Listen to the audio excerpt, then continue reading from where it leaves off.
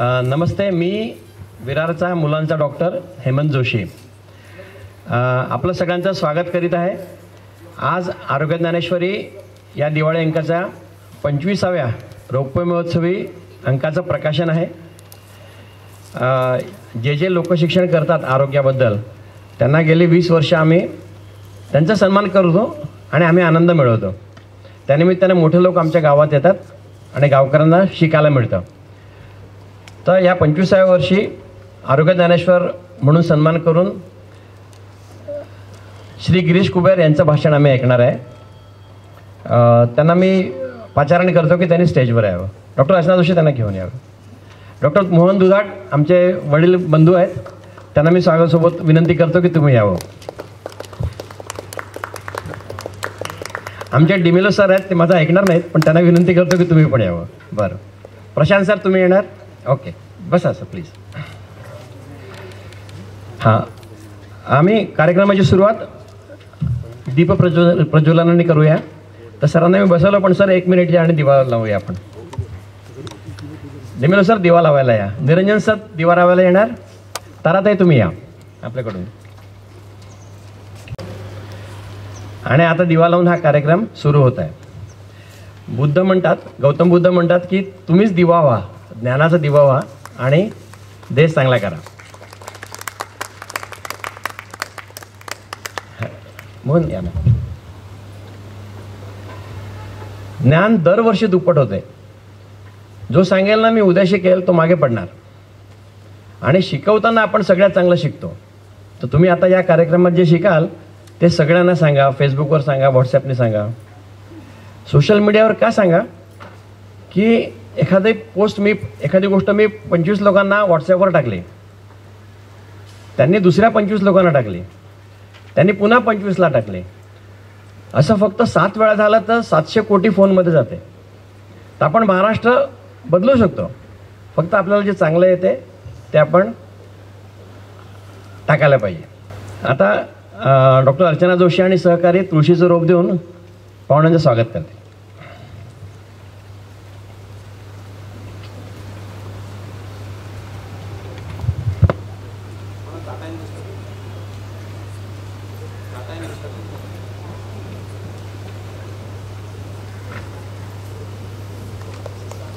Shri Girish Kuber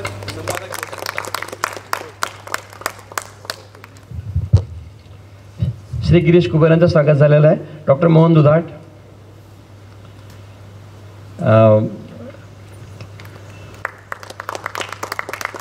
Francis D'Mello sir,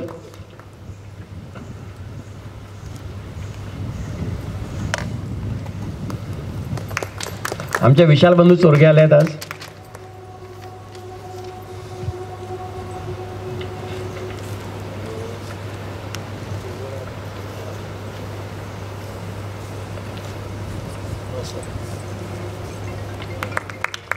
आणि आमचे Prashant Kharkar sir आले आहेत, त्यांना आम्ही तुळशीचं रोप देऊन स्वागत करू.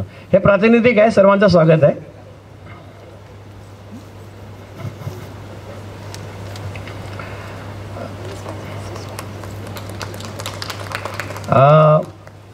राष्ट्रभावना कमी पडते,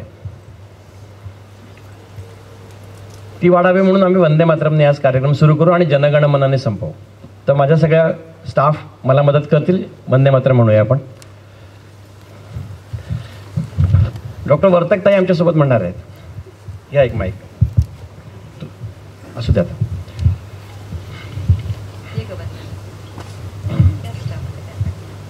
वंदना will lead. I will lead. So we all say, Vande Mataram, Vande Mataram, Sujalam Sufalam, Malayaj Sheetalam, Sasya Shamalam Mataram, Vande Mataram, Shubhrajyotsnam Pulakitayaminim, Pullakusumita Drumadala Shobhinim, Suhasinim Sumadura Bhashinim, सुखदां वरदां मातरं वन्दे मातरं वन्दे मातरं. धन्यवाद. भारत माता की जय. गुड. आरोग्य ज्ञानेश्वरीचे 25 वर्ष पूर्ण झाले.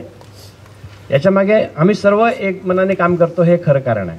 मी तर निमित्त आहे, पण सगळे लोक वर्षभर काम करतात आणि मोठी कामं अशीच होतात. तर भारतातल्या सर्व लोकांनी एक होऊन छान काम करावं यासाठी आम्ही तुम्हाला एक छोटंसं मराठी गाणं ऐकवणार आहे आणि मग एक संस्कृत श्लोक सांगणार आहे आणि मग आपण कार्यक्रम सुरू करू. तर हे दुर्गा झाली गौरीमध्ये छान गाणं आहे की पाऊल पुढेच टाकावे आणि एकत्र काम करावे.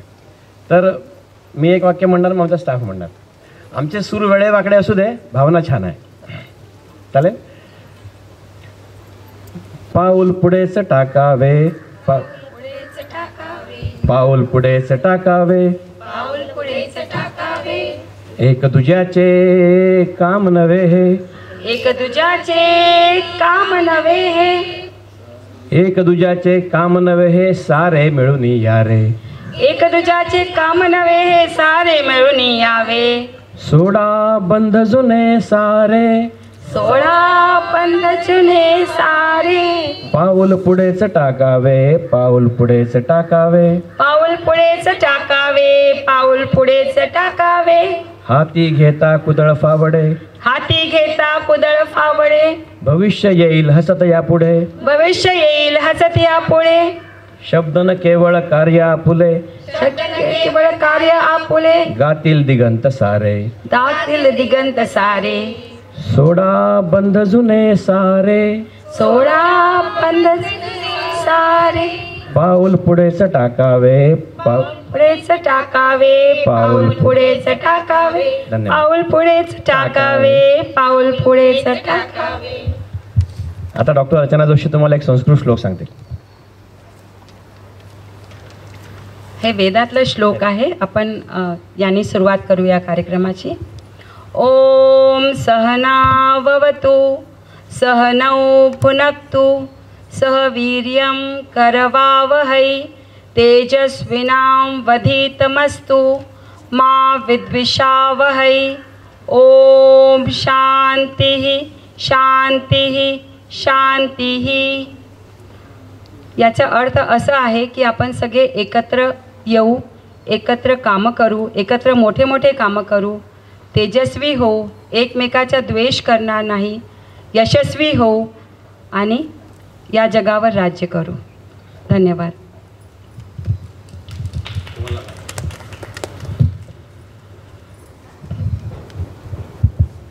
जिथे 2 माणसं काम करतात त्या सर्व ठिकाणी ही प्रार्थना रोज झाली पाहिजे.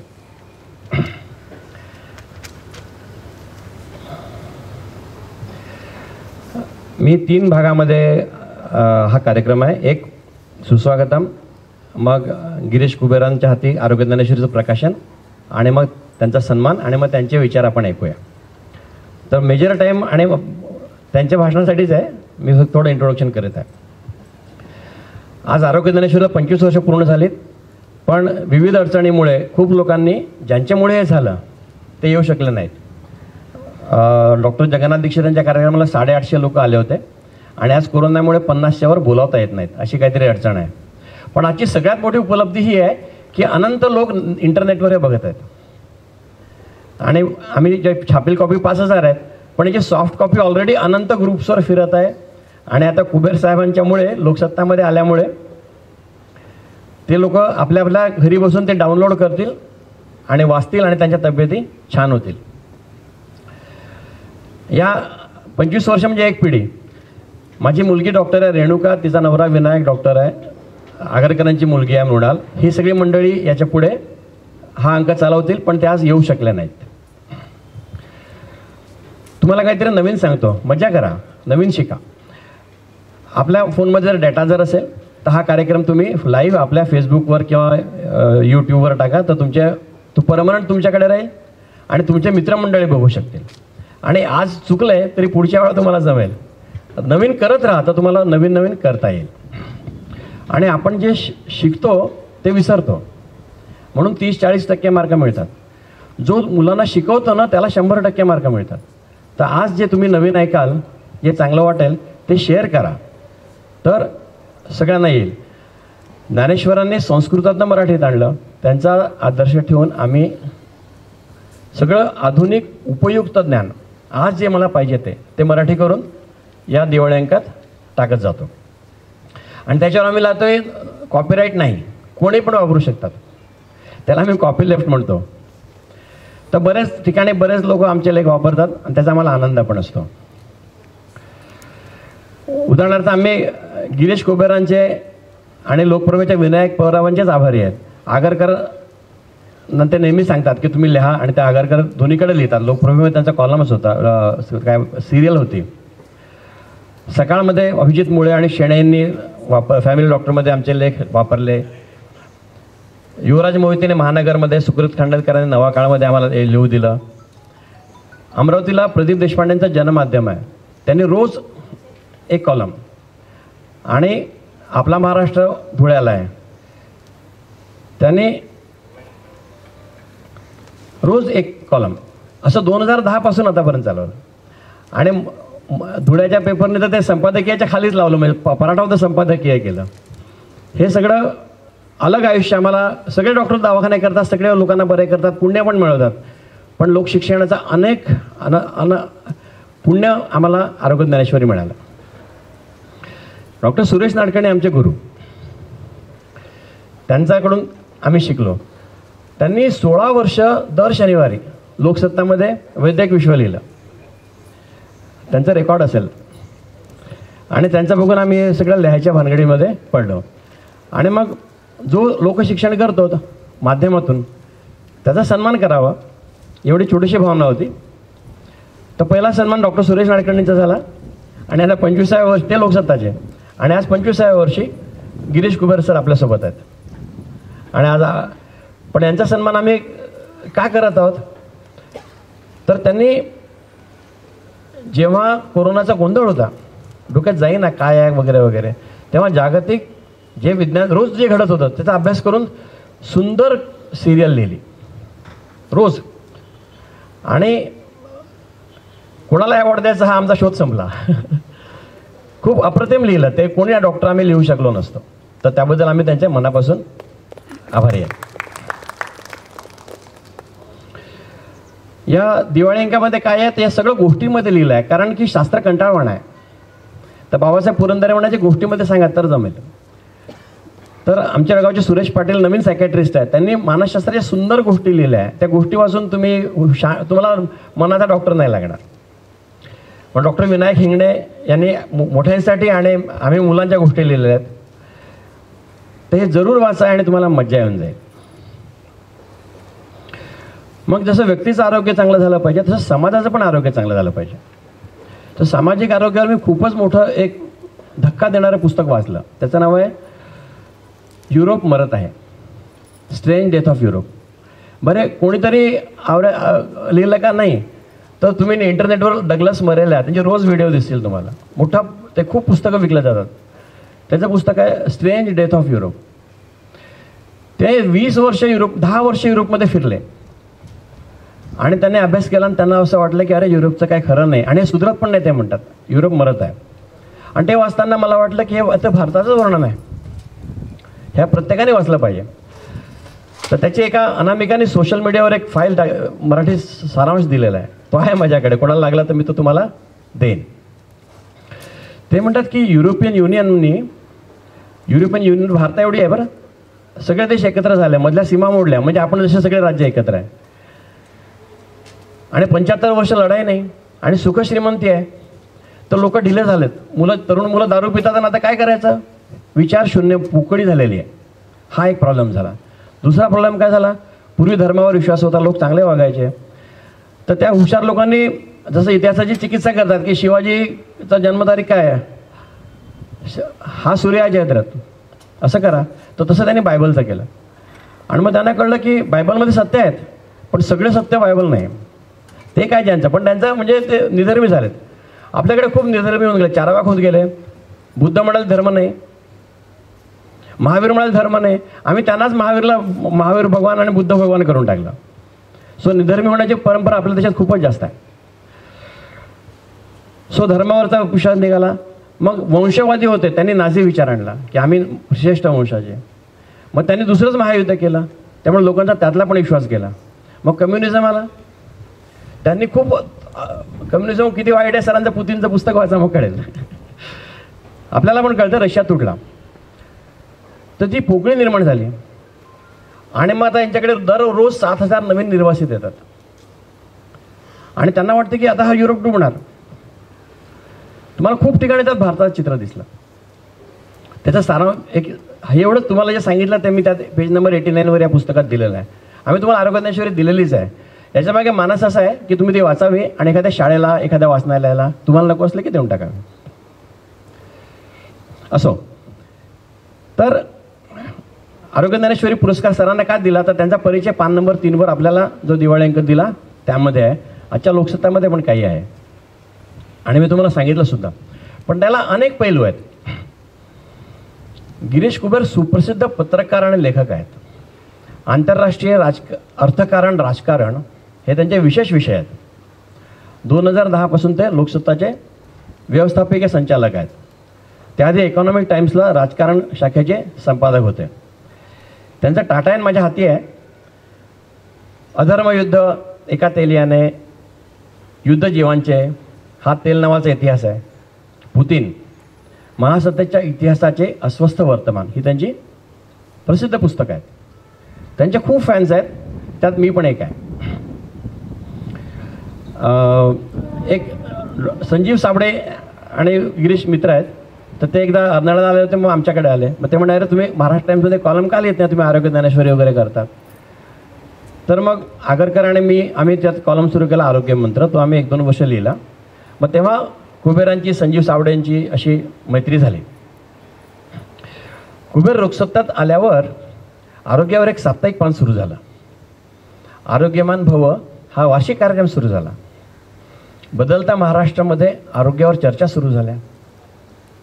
तुमच्या हातात पेपर आहे, मधलं पान बघा संपादकीय. खरंच बघा, आता आज तुम्हाला आश्चर्याचा धक्का लागेल. हे कुठल्याही पेपरमध्ये नाही जे तुम्हाला मी आता दाखवत आहे. त्यात रोज यश वेलणकर मानसशास्त्र सांगतात. दर 4थ्या माणसाला मनाचा त्रास आहे आणि हा जो वेलणकरांचा जो वाचेल त्याचं मन छान होईल, तो सुखी होईल. चैतन्यप्रेम एकात्मयोग सांगतात. तर स्पिरिच्युअल म्हणजे आध्यात्मिक पण आरोग्य चांगलं पाहिजे, ते पण त्याच्यामध्ये आहे. म्हणजे लोकसत्ता आरोग्य सत्ता झाला आहे आणि लोकसत्तामध्ये कुबेर सत्ता आहे. पण मला सगळ्यात जास्त अजून काय आवडतं ते सांगतो तुम्हाला. ते ज्ञान कुबेर आहेत. आधुनिक इंग्रजी संस्कृतीच्या 2000 वर्ष आधी चाणक्याने, मला कुबेरकडनं काही नको बरं निर्मळा हृदयापासून सांगत आहे, काय तरी 0 काही नाही. हां, मी फॅन आहे त्यांचा. आधुनिक इंग्रजी संस्कृतीच्या 2000 वर्षे आधी चाणक्याने अर्थशास्त्र सांगितलं. त्याला कौटिल्य अर्थशास्त्र म्हणतात. ते संस्कृत आहे पण वाचा बरं का. आता इकॉनॉमिक्स इंग्रजीमध्ये आहे. संस्कृत कळत नाही, इंग्रजी कळत नाही 90% मराठी लोकांना, भारतीय लोकांना. आणि लोकांना इंग्रजी कळत नाही हे आमच्या हुशार लोकांना कळत नाही, ते गाढव आमचे हुशार लोक.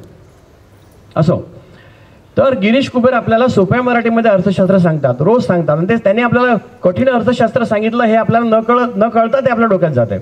हा त्यांचा मोठेपणा आहे. ते आमचे नवीन आचार्य चाणक्य आहेत. मला खूप त्यांचं कौतुक आहे. अजून एक, आता तुम्ही मधलं पान बघा, तुम्हाला दिसेल पेपरमध्ये सर्वात वाचनीय काय असतं आपल्याला माहीत नाही. आपण आयुष्यभर पेपर वाचतो, त्यात सगळ्यात चांगल्या वाचकांचा पत्रव्यवहार असतो. याचं कारण असं की ते आपल्या अडचणी असतात. आता पुतीननी तो नवीन अध्यक्षाशी काय केलं याच्यावर आमचे भांडणं होतात, पण त्याशी आपलं काही देणं घेणं नाही. पण आपल्या अडचणी त्या फक्त वाचकांच्या पत्रव्यवहारात असतात. आणि माझी 60 वर्षाची खंत होती की पेपर 4 पानाचा असो का 40 पानांचा, वाचकांचा पत्रव्यवहार अर्धा कॉलमच असतो. बघा तुम्ही कुठलेही एक कॉलम फार तर. पण लोकसत्तामध्ये संपादकीयाच्या जागेवरती लोकांचे पत्र आहेत. एवढी मोठी जागा दिली त्यांनी आणि मोठा कॉलम आहे तो, म्हणजे कंजूसी नाही त्यात. कधी कधी पानभर पण असते. तर मला विचारायला ग्राहक म्हणून तर ते पहिल्या पानावर पाहिजे, कारण तेच सगळ्यात रेलेव्हंट आहे. पण ते करतात ते खूप मोठं आहे. याचे मला खूप जास्त कौतुक आहे. आणि 16 विद्या 64 कलातली तज्ज्ञ शनिवार रविवारी आणि रोज एक कॉलम लिहितात. त्यामुळे लोकसत्ता हे मुक्त विद्यापीठ आहे. मराठी विज्ञान परिषदेचं विज्ञानचा कॉलम रोज आहे, किती वर्ष चालू आहे. मुंबई ग्राहक पंचायतीला कित्येक वर्ष रोज एक कॉलम दिला होता आणि त्याने म्हणून महाराष्ट्र भारतातलं एक खूप चांगलं राज्य आहे आणि त्याला लोकसत्तासारखे मुक्त विद्यापीठच कारणीभूत आहेत. सो म्हणून आम्ही त्यांना आज इथे बोलवलं. तर आता 2 कामं करूया.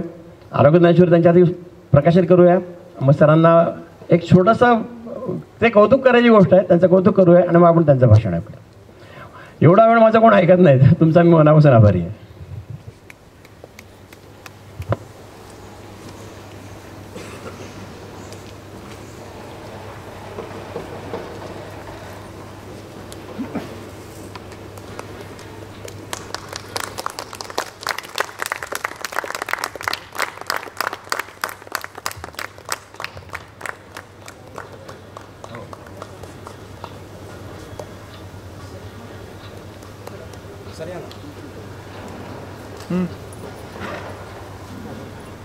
राकेश बैठ केले ना, बैठ केले.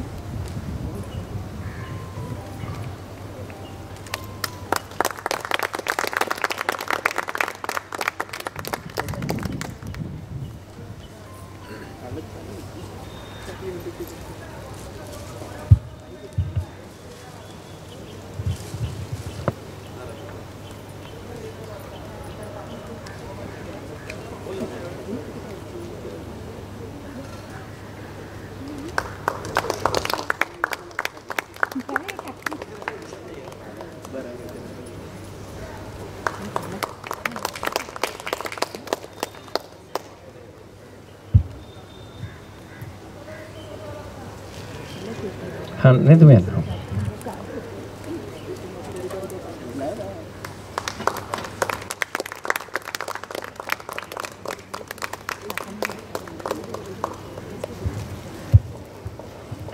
कुबेर सरांच्या खूप फॅन्सना आम्हाला संजीवला मला नाही म्हणायला लागलं. संजीव कंटाळून गेला शेवटी. तो म्हणे मी बाहेर उभा राहतो, तुम्ही आत या. एवढे त्याला फोन आलेत. आणि हे ॲक्च्युली महाराष्ट्रभर बघितलं जात आहे. आम्ही तर निमित्त आहोत. आता मी कुबेर सरांना विनंती करतो की त्यांनी त्यांच्या आयुष्यातलं सर्वोत्तम असं भाषण द्यावं ज्याने आमचं भलं होऊन जाईल, आमचं आयुष्य बदलून जाईल, आम्ही नवीन प्रकारे जगायला लागू आजपासून. तुम्ही तिथे बसून पण बोलू शकतात हवं तर. हां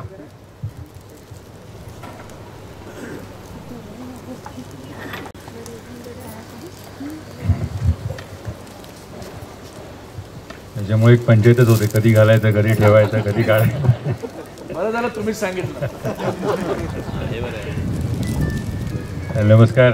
आपल्या सगळ्यांना मनापासून अभिवादन करतो आणि डॉक्टर हेमंत जोशी, अर्चना जोशी आणि राजेंद्र आगरकर यांचे आभार मानतो. 25 वर्ष एखादा कार्यक्रम स्वतःच्या जीवावर करणं हे काही सोपी गोष्ट नाही आहे. मला त्यांची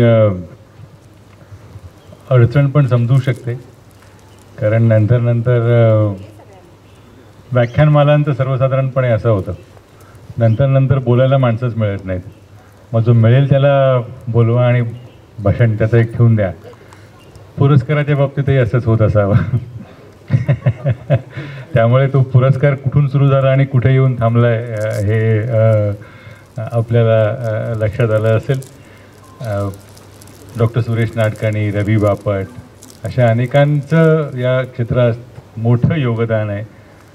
अशांना हा पुरस्कार दिला गेल्यानंतर माझ्यापर्यंत त्यांना द्यावा लागला, त्याच्यामुळे त्यांची अडचण आपण समजून घ्याल अशी मला आशा आहे.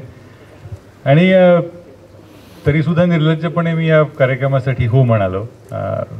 कधी कधी आपली योग्यता नाही हे कळत असतं, पण तरीसुद्धा त्याचं एकमेव कारण म्हणजे ते जे आरोग्य क्षेत्रामध्ये जी धडपड करतायत त्या धडपडीला एक कुठेतरी आपल्यातर्फे वंदन करावं, कोर्निसात करावा, जमलं तर सहभागी व्हावं या उद्देशाने मी या पुरस्काराचा स्वीकार करायचा आणि त्यानिमित्तानं कार्यक्रमाला यायचं ठरलं. दुसरं कारण अर्थातच वसई विरार परिसर. इथे म्हणजे आलं की घरी आल्यासारखं वाटतं आणि इतके सगळे मित्रमंडळी, स्नेही आणि ओळखणारे आणि वाचनाचा रस घेणारे असे भेटतात. त्याच्यामुळे बोलायला जायला एक आनंद असतो. पण हेही माहीत असतं की अतिपरिचयात अवज्ञा असं होण्याचा धोका असतो. पु ल देशपांडेंचं खूप सुंदर वाक्य आहे की प्रथम भेटीला द्वितीय भेट हा उतारा असतो. म्हणजे तरुण फारसे दिसत नाही आहे तिथे, ते कोणी आहेत त्यांचा अर्थ असा की पहिल्या भेटीत प्रेम झालं तर दुसरी भेट हा त्याला उतारा हा असतो. पण त्याच्या अजून तरी वसई विरारच्या बाबतीत असं झालेलं नाही आहे. जेव्हा जेव्हा येतो तेव्हा तेव्हा सगळे प्रेमाने आपापले कामं सोयी त्याची करून येतात. त्यामुळे हे दुसरं कारण. आणि तिसरं कारण असं की खूपच वैद्यक क्षेत्रातली माणसं परिचित आहेत, जवळचे आहेत, आनंदाचे अगदी मित्र म्हणावेत असे आहेत. त्यातले फार कमी डॉक्टर लोक किंवा जनता किंवा सामान्य नागरिक आजारी पडू नये अशी इच्छा बाळगून तशी कामं करणारे आहेत. पत्रकारितेचा व्यवसाय, त्यामुळे राजकारण्यांशी सहभाग संपर्क दैनंदिन नसतोच. जनता शहाणी व्हावी अशी प्रामाणिक इच्छा बाळगणारा राजकारणी या देशात जन्माला यायचा आहे. तसंच सर्व जनता आरोग्यदायी व्हावी अशी इच्छा बाळगणारे ते काही मोजके डॉक्टर्स असतील, त्याच्यामध्ये या दोघातिघांचा समावेश होतो. त्या निमित्तानं म्हटलं त्यामुळे या कार्यक्रमाला आपण जावं. कारण प्रतिबंधक उपाय, आजार टाळणं, त्यासाठी काय करायला हवं हे मनापासनं पोटतिडकीनं सांगणं शिकवणं. कारण अंतिमतः म्हणजे इंग्रजीमधलं वाक्य असं आहे की एखाद्याची विष्ठा हे दुसऱ्याचं अन्न असू शकतं, तसं एखाद्याचं अनारोग्य हा दुसऱ्याच्या उपजीविकेचं साधन असू शकतं. वैद्यक विश्व सर्वसाधारणपणे या तत्वावर चालत असतं. कारण लोक आजारीच पडले नाहीत, सगळे टणटणीत झाले तर मग करायचं काय हा प्रश्न होऊ शकतो निर्माण. पण तसा काही विचार न करता जास्तीत जास्त मंडळींनी, जनतेनी, माणसांनी आरोग्यदायी व्हावं यासाठी हे तिघे झटतात. मी 25 वर्ष बघतोय आणि त्यासाठी त्यांचे जे उपाय साधे असतात, सोपे असतात. आणि गंमत अशी आपल्याला की आपल्या देशामध्ये साधं सोपं सांगितलेलं विद्वान म्हणायची पद्धत नाही. समोरच्याला काहीच कळणारं नाही असं कोणी बोलला तर तो विद्वान आहे बाबा, नक्कीच काहीतरी. म्हणजे अगदी सिनेमापर्यंत, सिनेमा कळलाच नाही की त्याला आर्ट फिल्म म्हणायची पद्धत आहे. तसं यांचं तसं नाही. हे सोपे सांगतात. अगदी खिशामध्ये शेंगदाणे आणि चुरमुरे कायम मुलांच्या जवळ ठेवा, त्याला कुपोषणाचा त्रास कधी जाणवणार नाही. घरामध्ये शेंगदाणे, चणे, चुरमुरे अशा ठिकाणी ठेवा की मुलांना सहज हाताने खाता येतील वगैरे वगैरे. पण मग तसं झालं तर ओट्स कोण आणणार, तसं झालं तर मुसेली आणून मग ती कोण खायला घालणार. पण असा विचार न करता, बाजारपेठेच्या दबावाला न बळी पडता स्वतंत्रपणे आरोग्यविषयक मांडणी करणारे ते काही थोडेफार लोक इथे आहेत. त्याच्यामध्ये डॉक्टर त्रयीचा, त्या तिघांचा समावेश होतो. म्हणून त्यांच्याविषयी कृतज्ञता व्यक्त करतो. कारण हे फार महत्त्वाचं आहे. कारण आपल्या देशामध्ये मार्क टली खूप सुंदर, त्यांचं खूप छान वाक्य आहे की भारतामध्ये सगळ्यात जास्त काय पसरतं, सगळ्यात जास्त प्रसाराचा वेग कुठला आहे. त्यांनी दिलं की अफवा. अफवा इतका वेग हा कुठल्याच माध्यमांना, कुठल्याच आम्ही तर कमीच पडतो अशा सगळ्या व्यवस्थेमध्ये, कुठल्याच यंत्रणेकडे नाही जेवढ्या मोठ्या प्रमाणावर अफवा पसरू शकतात. आणि हे त्यांनी केव्हा विधान केलं, ज्या वेळेला गणपती दूध प्यायला, त्याच्यानंतर म्हणजे मुंबईत प्यायला, मुख्यमंत्र्यांच्या घरी प्यायला, मग कलकत्त्याला प्यायला, दिल्लीला प्यायला, अमेरिकेत प्यायला वगैरे वगैरे जे काय सगळे असेल ते. तर त्याच्या वेळेला तेव्हा त्यांचं विधान आहे की हे असं होणार भारतासारख्या ठिकाणी, कारण इथे सगळ्यात जास्त अफवा ह्या आनंदाने मोठ्या प्रमाणात पसरू शकतात. तर खरं सांगायचं तर 10 बातम्या आणि 2 अफवा असं जर समीकरण असेल ना तर ते हाताळणं सोपं असतं. आपण या परिसरामध्ये, या प्रांतामध्ये अफवांमध्ये जगत असतो. संपूर्ण भारतीय मानसशास्त्र, जगण्याचं मानसशास्त्र आणि त्याहीपेक्षा समूहाचं मानसशास्त्र हे अफवांवर आधारित आहे. आणि या अफवा पसरवण्यामध्ये जसा सत्ताधाऱ्यांचा वाटा असतो, तसा ज्यांच्या हातामध्ये छोटी मोठी काही सत्ता असू शकेल त्यांचा सुद्धा वाटा असू शकतो. सत्ताधारी याचा अर्थ राजकारणीच असं नाही. सत्ताधारी याचा अर्थ वैद्यक विश्वातले असू शकतात, पत्रकारितेतले, जे कोणी कुणावरती तरी सत्ता गाजवू शकतात किंवा सत्ता हा त्यांचा भाग असू शकतो जगण्याचा, असे सगळे आले याच्यात. त्यामुळे अशा वेळेला जागृती करणं हे किती काम महत्त्वाचं आहे हे मला जाणवतं. युरोपचा त्यांनी दाखला दिला. हा मला असं वाटतं महाराष्ट्रावरती एका अर्थाने अन्याय अशा अर्थाने आहे की भारताचा समग्र जर इतिहास आपण बघायला घेतला तर या भूमीचं एक वेगळेपण आहे. काय वेगळेपण आहे? 1810च्या आसपास शनिवार वाड्यावरती युनियन जॅक लागला आणि संपूर्ण देश ब्रिटिशांच्या ताब्यामध्ये गेला. आता हा मुद्दा अशासाठी सांगतोय की जोपर्यंत महाराष्ट्र ब्रिटिशांच्या अंमलाखाली आला नव्हता तोपर्यंत भारतामध्ये परकीय सत्ता आली नव्हती. त्यानंतर 4 वर्षांनी राजाराम मोहन राय यांचं तिकडचं काम सुरू झालं.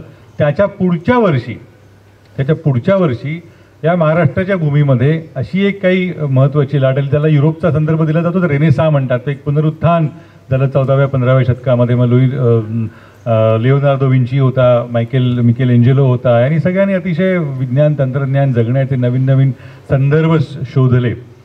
तसा बौद्धिकतेचा खरा वारा या महाराष्ट्राला त्या कालखंडामध्ये लागलेला आहे. तिथून तो सगळा प्रवास महाराष्ट्राचा सुरू होतो आणि तो किती करकरीत बुद्धिवादी प्रवास या महाराष्ट्राने केलेला आहे याचं जर आज वर्णन करायला जरी सांगितलं तरीसुद्धा सर्वसामान्याला भीती वाटेल. कारण अरे बापरे, असं होतं का महाराष्ट्रामध्ये? अशा पद्धतीनं त्याची प्रतिक्रिया होईल. कारण ते पुन्हा जुनं जरी छापायचं म्हटलं तरी ते आता लोकांना पेलवणार नाही, इतकी आपली मानसिकता कचकड्याची झालेली आहे. आपल्याला विचारच पेलत नाहीत. काही जरा तरी जड असेल बुद्धीला तरी नको बाबा असं वाटतं. तर बाळशास्त्री जांभेकरापासून ती सगळी मोठी परंपरा सुरू झाली आणि त्या शतकाच्या उत्तरार्धामध्ये गोपाळ गणेश आगरकर नावाचा इसम होऊन गेला. 40 वर्षसुद्धा जगले नाहीत ते. त्या माणसाने पहिल्यांदा हा सिद्धांत मांडला. म्हणजे मला कुठलं काय पुस्तक किमान वाचावं असं जर कोणी सांगितलं तर सांगेन की बाकी काही वाचलं नाहीत तरी हरकत नाही, तर गोपाळ गणेश आगरकरांचं पुस्तक वाचण्याचा प्रयत्न करून बघा.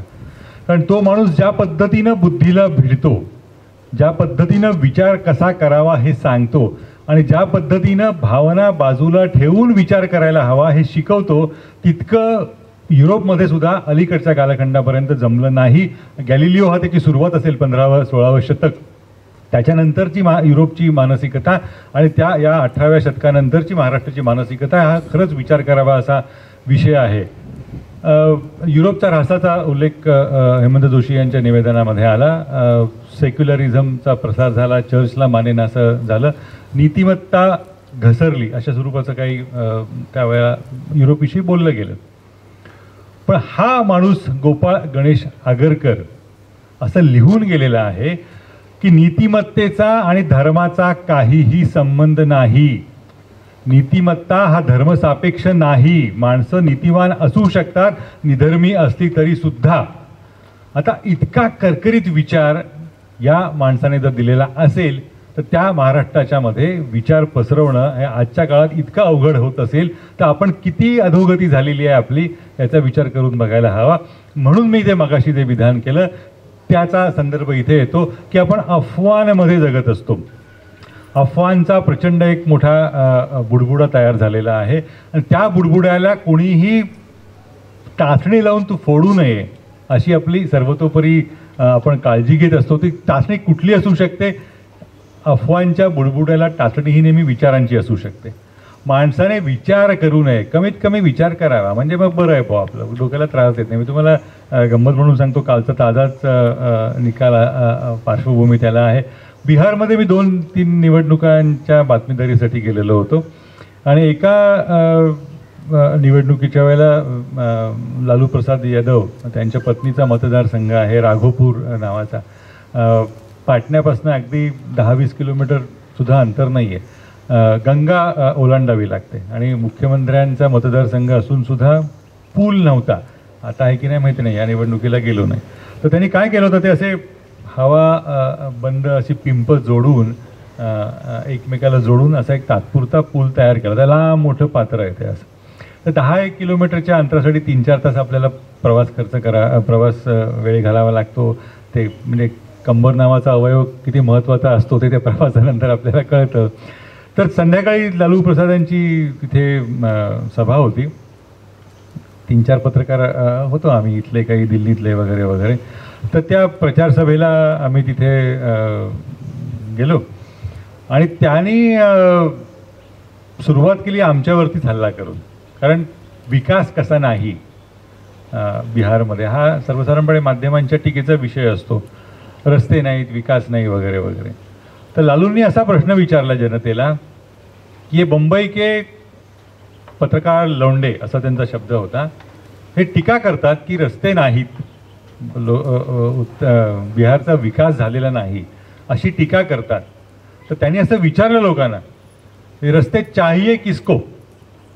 आता हे पुढचं काहीही असत्य नाही. मैं जब यहाँ आता हूँ तो उड़न खटोले से आता हूँ, आप जब आते हैं तो बैलगाड़ी से आते हैं. तो 5 साल में एक बार जब ये मुंबई के दिल्ली के पत्रकार आते हैं उनके लिए रास्ता बनाए की क्या. लोक म्हणाले नाही नाही नाही. म्हणजे लोकांनी विचार करू नये, लोकांना विचार करायची वेळ येऊ नये, ही मानसिकता इतकी राज्यकर्त्यांच्या मनावरती राज्य करत असते की कमीत कमी आता हा इतका साधा मुद्दा आहे रस्त्यांचा साधा. मग तेव्हा तर त्यांचं ते विख्यात वाक्य की हेमा मालिनीच्या गालासारखे गुळगुळीत रस्ते वगैरे वगैरे हे सगळं तो चावटपणा तो त्या कालखंडातला आहे.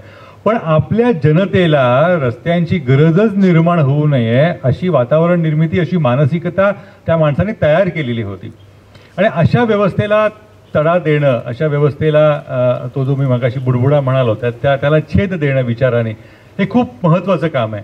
आणि मला त्यामुळे असं वाटतं धर्माच्या खालोखाल, अतिशय जबाबदारीनं विधान करतोय, धर्माच्या खालोखाल आपल्या देशामध्ये जर कुठल्या क्षेत्रामध्ये अंधश्रद्धा असतील तर ते क्षेत्र म्हणजे आरोग्य क्षेत्र आहे. आरोग्य क्षेत्रातल्या या अंधश्रद्धांमुळे जेवढं अनारोग्य झालेलं आहे तितकं औषध कंपन्यांच्या उचापतींमुळे सुद्धा झालेलं नसेल. आता आपण सकाळी फिरायला जात असाल अनेक ठिकाणी, म्हणजे मला तर हे दृश्य नेहमी दिसत होतं, आता दिसतं म्हणजे लक्षात नाही, तेवढं बघणं होत नाही, आता गरज वाटत नाही. सकाळी पूर्वी मला आठवतं अगदी काही वर्षापर्यंत बागेमध्ये वगैरे गेलं, सकाळी ज्येष्ठ नागरिक आलेले असायचे आणि त्यातल्या बऱ्याचशा बायका आणि काही पुरुषसुद्धा, म्हणजे बायका सापेक्ष हे असं नाही, पुरुषसुद्धा असं करत बसलेले असायचे. असं तर मी एक दोघांना विचारलं की हे असं का करता, का असं काय कोणी सांगितलं का असं. तर म्हणाले हो हे फार चांगलं असतं असं करणं. कुणी सांगितलं नाही, ते वाचलं. तर वाचलं म्हटल्यानंतर पोटात गोळा येतो, कारण हल्ली लोकांना व्हॉट्सअपच्या पलीकडे काय वाचायचं असतं हेच माहीत नसतं मुळात. त्याच्यामुळे तर त्या आजी त्या तरतरीत होत्या, त्यामुळे केस काळे होतात त्याच्यामुळे.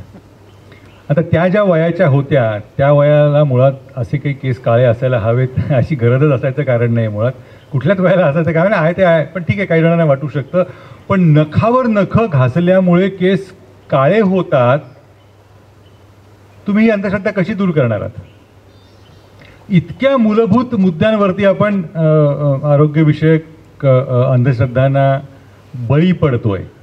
म्हणजे अनेक मुद्दे मी हा जेव्हा स्तंभ लिहितो किंवा अग्रलेखात काही मुद्दा आलेला असतो त्यातला मला म्हणजे तिडीक येते. म्हणजे अज्ञान म्हणजे किती असावं.